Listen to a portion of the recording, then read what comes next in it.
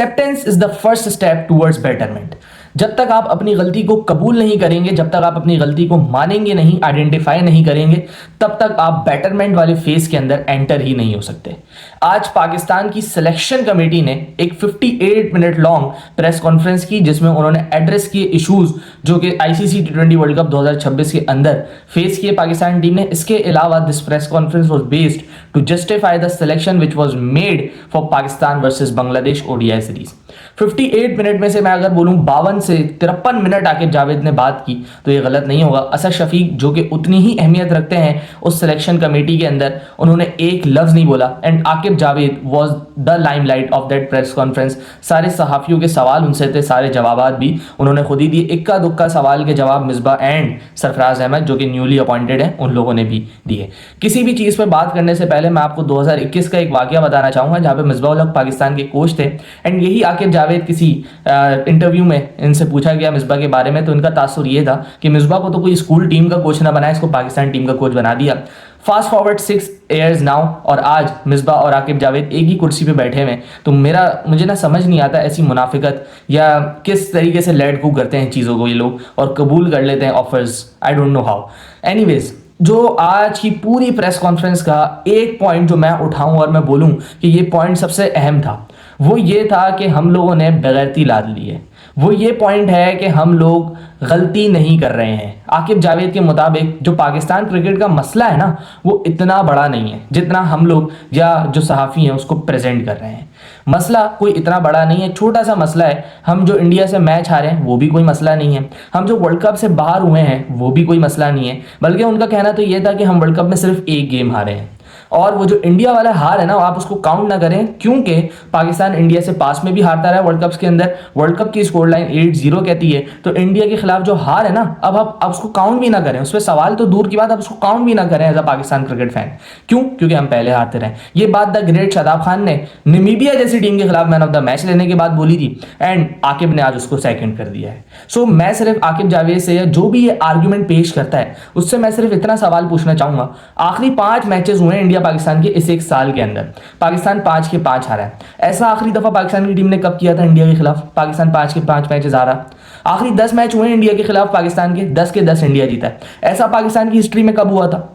जो पाकिस्तान आज भी ओवरऑल रिकॉर्ड के चौड़े करवाता है इंडिया को, वो किसकी दम पे करवाता है? वो 90s के दम पे करवाता है या इन लोगों के दम पे करवाता है जो 10 में से 10 मैच हारे हैं रिसेंटली अगेंस्ट इंडिया? आखिरी दफा इंडियन कैप्टन की कब मजाल हुई थी कि वो प्रेस कॉन्फ्रेंस में आके बोले कि इनका और हमारा अब कोई मुकाबला नहीं है? ये अभी पहली दफा अभी एशिया कप के अंदर हुई थी ना।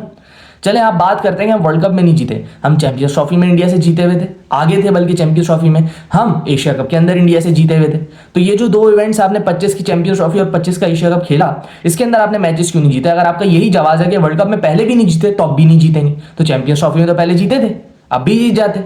एशिया कप में भी पहले जीते थे, अब भी जीत जाते। तो इसका क्या काउंटर आर्ग्यूमेंट देंगे? इसके अलावा आप बात करते हैं कि पाकिस्तान वर्ल्ड कप में सिर्फ एक गेम हारा सुपर 8 में अगेंस्ट इंग्लैंड। आपको बोलना चाहिए पाकिस्तान वर्ल्ड कप में सिर्फ एक गेम जीता। आपकी बायसनेस, आपकी हाइपोक्रेसी ये है कि आप इंडिया के खिलाफ हार तो नहीं गिनेंगे, लेकिन आप यूएसए, नेदरलैंड्स, नामीबिया के खिलाफ जीत जरूर गिन लेंगे, क्योंकि वही आपका कैलिबर हो चुका है। अब उनके खिलाफ आप जीत गिने, लेकिन इंडिया के खिलाफ आप हार नहीं गिन सकते। और हम बाहर किस पे हुए? नेट रन रेट पे एक हार के बाद। शेमफुल, रियली शेमफुल स्टेटमेंट जो हमारा माइंडसेट बताती है। और अगर यही हमारे माइंड में है, अगर हम लोग यही सोचते हैं, अगर हम लोग ऐसे ही प्रिटेंड करते हैं कि कुछ हुआ ही नहीं है, तो मेरे भाई हमारी क्रिकेट यहीं रुकेगी ना, इससे ऊपर जाएगी, शायद नीचे चली जाए, इससे ऊपर तो बाहर नहीं जाने वाली। इंडिया पाकिस्तान के जो पुराने मैचेस थे, जो आप इतनी रेलेवेंस देते हैं उन मैचेस को, उस वक्त जो वर्ल्ड कप होता था ना, वो 4 साल में एक दफा होता था, और पाकिस्तान 4 साल में एक दफा वो मैच इंडिया से हारता था। बीच में जो 10 गेम होते थे ना, उसमें 8 पाकिस्तान जीता हुआ होता था। अगर मैं झूठ बोल रहा हूँ या एग्जेजरेट कर रहा हूँ तो आप रिकॉर्ड उठा के देख लें। Sharjah cup, Coca Cola cup, कोई बायलैटरल सीरीज जो जहां पाकिस्तान ने नहीं मारा हो इन लोगों को, पाकिस्तान होता था जो आंखें दिखा रहा होता था इन लोगों को। पहले किस में दम था कि पाकिस्तानी बॉलर्स को आंखें दिखाएं? अब देख लें आप, वो मारते भी हैं, आपको जलील भी करते हैं, रगड़ते भी है प्रेस कॉन्फ्रेंस में जाके। तो आपकी क्रिकेट यहां आ चुकी है। जब तक आप इसको एक्सेप्ट नहीं करेंगे तब तक आप ऊपर नहीं जा सकते। आपका ये कह देना कि हमारे पुराने लड़के नहीं जीते तो हम लोग भी नहीं जीते, कोई फर्क ही नहीं है। तो इसके लिए तो आप छोड़ दें क्रिकेट खेलना। आपके पुराने लड़के नहीं जीते तो आप भी नहीं जीतेंगे, तो खेल क्यों रहे क्रिकेट जब जीतना ही नहीं है इंडिया के खिलाफ? और आपने काउंट ही नहीं करना उनके खिलाफ हारना। तो ये अगर रीजनिंग है तो मैं तो बड़ा डाउटफुल हूँ पाकिस्तान क्रिकेट को लेके आगे।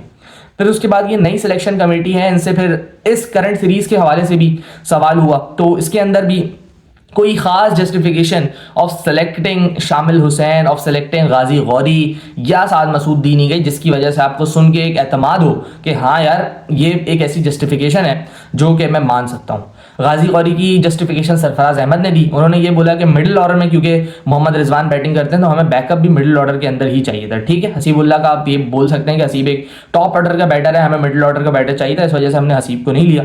फिर देन सरफराज अहमद खुद भी एडमिट कर रहे हैं कि मेरे पास पाइपलाइन के अंदर रोहिल नजीर भी लगा हुआ है। रोहिल नजीर कब का खेलता हुआ आ रहा है, 2018 का भी उसने वर्ल्ड कप खेला, अंडर 19, 2020 का वो कप्तान था। उसके बाद वो 5 साल आपकी डोमेस्टिक में खेलता हुआ आ रहा है, 60 प्लस उसके लिस्टेड गेम्स हो चुके हैं, 33 की एवरेज, कुछ 85 का उसका स्ट्राइक रेट था।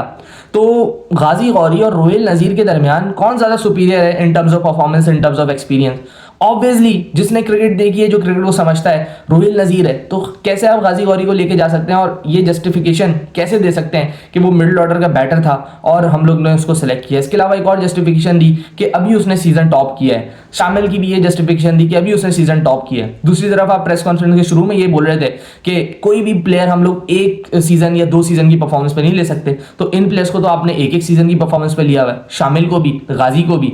और इसके अलावा आप देख लें साद मसूद की तो खैर कोई परफॉर्मेंस ही नहीं थी। उसका सवाल किया आकिब जावेद से, तो हम लोगों ने उन्होंने बोला कि हम लोग इसको फास्ट ट्रैक कर रहे हैं ताकि हमारे पास शादाब की रिप्लेसमेंट तैयार हो जाए। चले ठीक है, वो बात मैं समझ सकता हूं कि एक रिस्ट स्पिनर, एक बैटर, शादाब खान की जो परफॉर्मेंस है आप उनको कैरी फॉरवर्ड नहीं करना चाहते हैं, आप उनको फास्ट ट्रैक करके तैयार करना चाहते हैं, सो ठीक है चलें, साद मसूद का समझ आता है। बट जो रीजनिंग आपने गाजी गौरी की दी या शामिल की दी वो थोड़ा नॉन नेगोशिएबल, ये ना बात समझ आई ना कुछ। इसके अलावा एक और चीज़ जो इस प्रेस कॉन्फ्रेंस से सामने आई है, मैंने आपको पहले भी बताई थी कि 20 नाम जो होते थे ना वो सिलेक्शन कमेटी कोच और कप्तान को देते थे, एंड वो फिर 20 के बाद से 15 कोच एंड कप्तान खुद सेलेक्ट करते थे।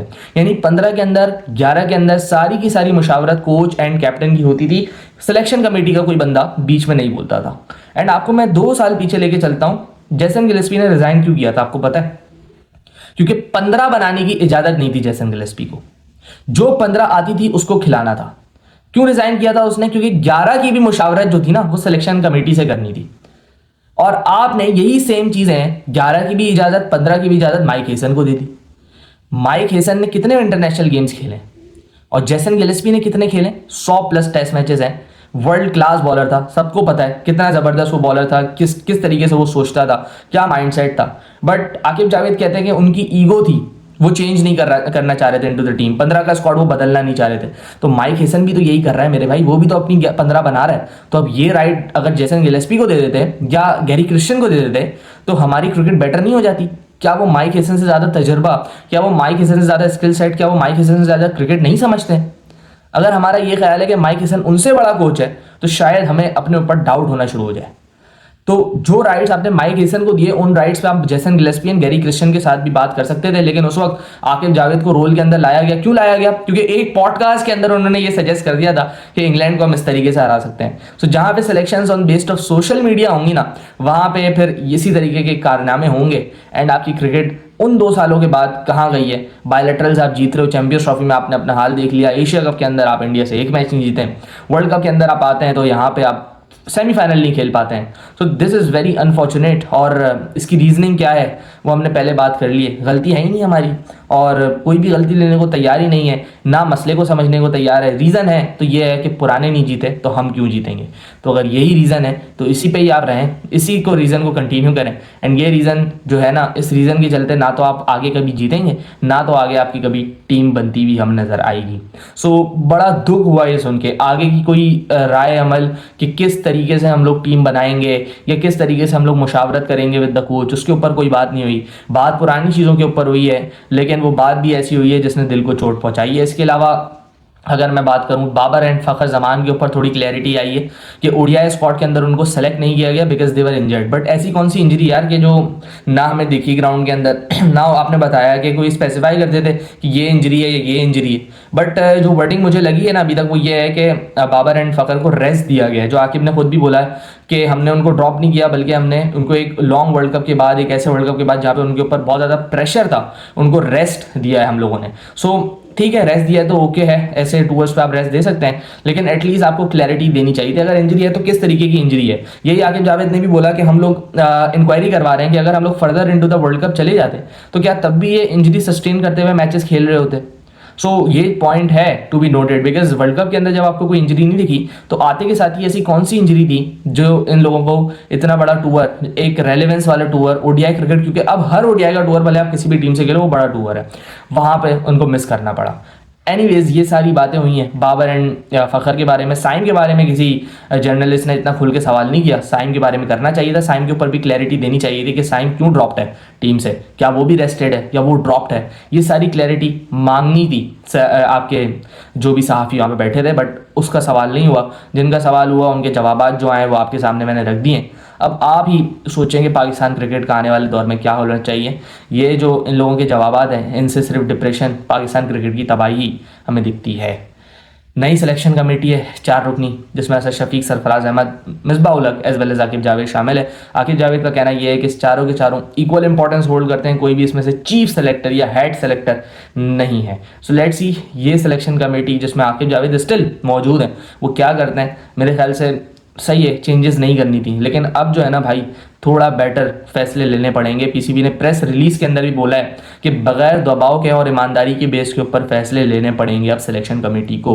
सो अगर ये करेंगे तो शायद हमारा कोई चांस बनता है 27 में, लेकिन जो आज बातें हुई हैं उसमें से मैं आपको अभी से बता दे रहा हूँ कि कोई उम्मीद लगानी हो तो भाई गलती है आपकी, ये ना लगाइएगा। स्पेशली पाकिस्तान इंडिया वाला मैच आप सोचते हुए चलें कि एक और दफ़ा इंडिया हमें हराएगा, और रीजनिंग प्रेस कॉन्फ्रेंस के अंदर हम आगे ये देंगे कि पिछले वाले कौन सा जीते थे जो हम जीत जाते हैं। यही है पाकिस्तान क्रिकेट। मिलते हैं किसी और वीडियो में, अपना ख्याल रखिएगा। अल्लाह हाफिज़।